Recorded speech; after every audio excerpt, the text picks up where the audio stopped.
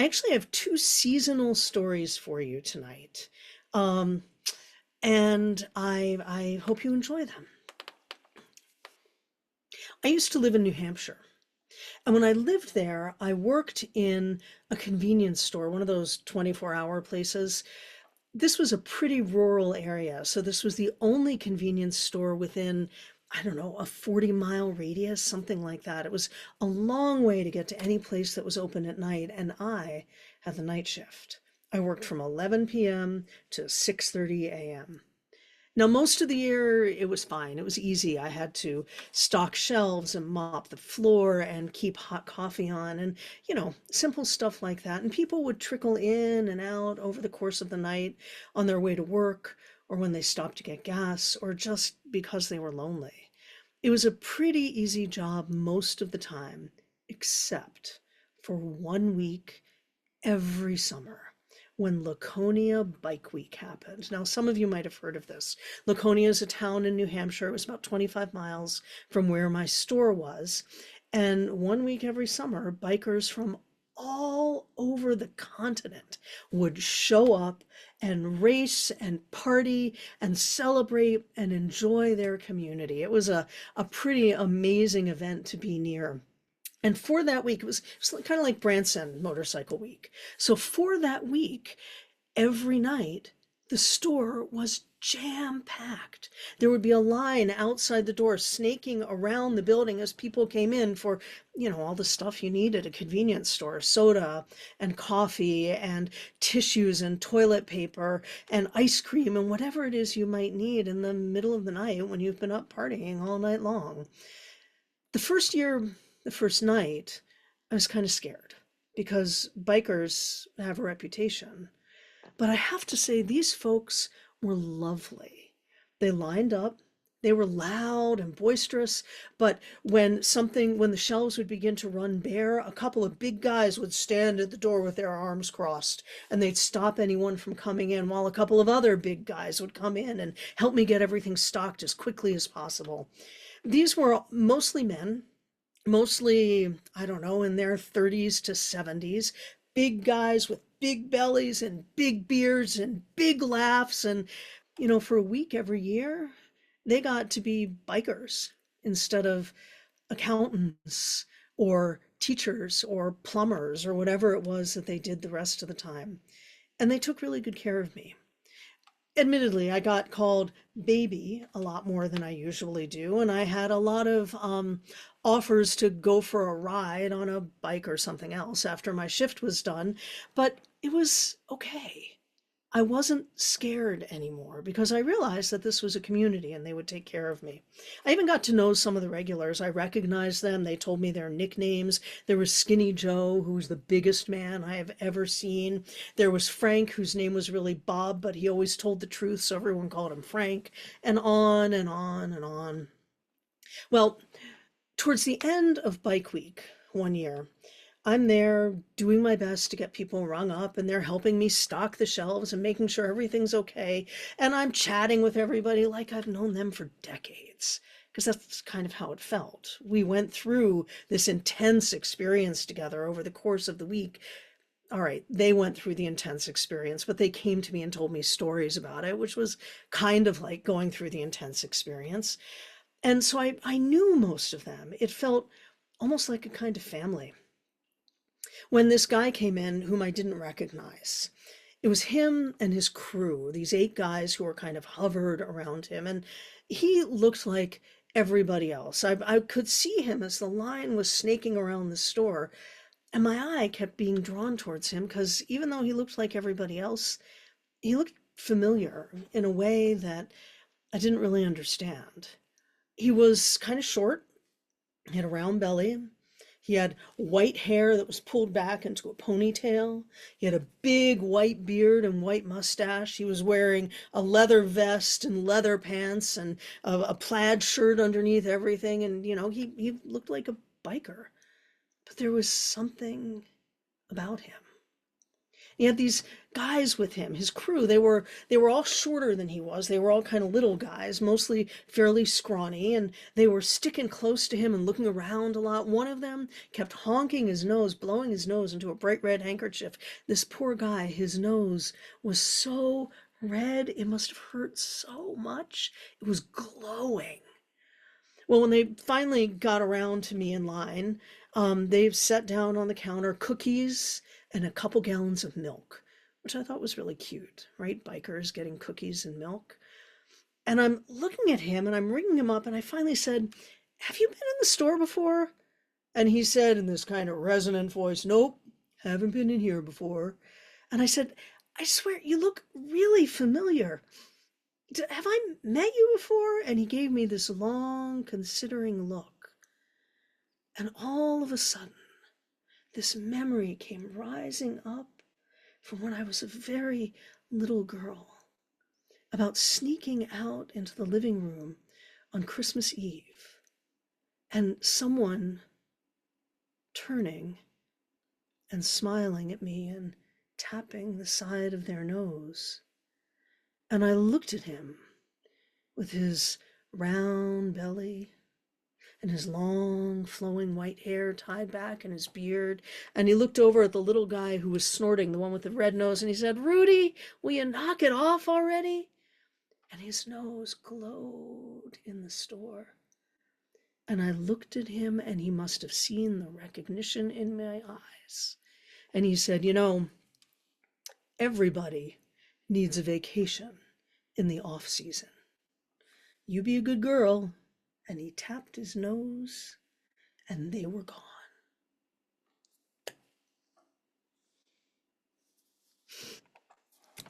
I still believe in Santa Claus, or I still really want to. All of that warmth and joy and care and love. And, if Santa needs to get out on a chopper now and then and go for a long ride with his crew around him, Rudy and all the others, well, good for them. I like to imagine the motorcycles rising up into the sky and he rides across the full moon. Well, there was a different story I was going to tell tonight, but for various reasons, I'm going to tell this one instead, and I hope that you enjoy it. This is another seasonal story. I grew up in a secular Jewish home, so we had Santa. My parents didn't want me to feel left out, so we had a Christmas tree, and I believed in Santa Claus, and we set out milk and cookies, and I got presents, but I didn't understand any of why Christmas was Christmas. And as I got older, I began to hear the stories, and I had friends who took me to church, and I began to understand the meaning of it for many people. But for me, Christmas was still about a Christmas tree and Santa and toys and, cookies and milk. Excuse me. As I grew older, Christmas became less and less a part of my life. I left home. My boyfriend's family celebrated Christmas, but it was pretty much the same thing there. It was a chance for the family to get together, and that was about it. And truthfully, I didn't really like his family, so it felt like more of a chore than anything else. One year, his aunt gave me a bottle of perfume for Christmas, and as I opened it, she said, "I thought this would be such a nice gift for a young person," as I held up the bottle of perfume whose brand name was, I kid you not, Tramp. So, Christmas with his family was a little bit fraught. And, life went on. That relationship eventually ended, and I got into another relationship with a fellow named Kevin, whom some of you may have known. He was my first husband. He was a lovely man, and for him, Christmas meant something. He was a man of deep faith. So for him, Christmas was about family and the meal and community, and for him, it was profoundly meaningful and sacred. And I didn't want to step on that. I wanted to honor his feelings. So I went along with the things that were important to him, but they weren't really important to me. I did them because I loved him. Well, a few years into our relationship, we began to talk about how we were celebrating Christmas. The way we did it was like this. His kids from his first marriage would stay the night at his ex-wife's house and then come over to his house sometime in the mid-afternoon. So they would have two Christmases. I would usually stay the night on Christmas Eve, and then we would celebrate Christmas with his kids. And it was about presents and the tree and how quickly could they open the gifts and then go play with them, and not about family or community or anything that felt the least bit holy. And this was wearing a hole in his heart. So he suggested one year that we throw a Christmas party. And we decided that we would invite everyone we knew. And so we sent out the invitations to all of our communities, our work communities, our storytelling community, other communities. And we told people, bring somebody and bring something to eat, bring something you like to eat, just bring something to share. And so people at about 4 o'clock in the afternoon started arriving in his house with plates of food and good cheer and bottles of wine and cider. We set up a table and then another table and then a third table for all of the food that everyone brought. People were laughing and singing. The tree was glowing. The lights in the house were beautiful. It was warm and festive and bright. And I thought, wow, this feels like something special. This feels like a reason to celebrate Christmas. And when the party ended, we knew we would do it again. So we did it again the next year and the next year. And one of those years, people started bringing people we didn't even know.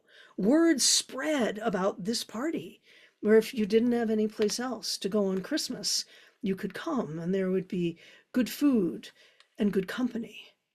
From that point on, every year that we threw this party, there were always strangers there. They were always welcome. Sometimes they were people who clearly were down on their luck and needed a little bit of joy and a little bit of care. Sometimes they were people who had just heard about it and decided to come.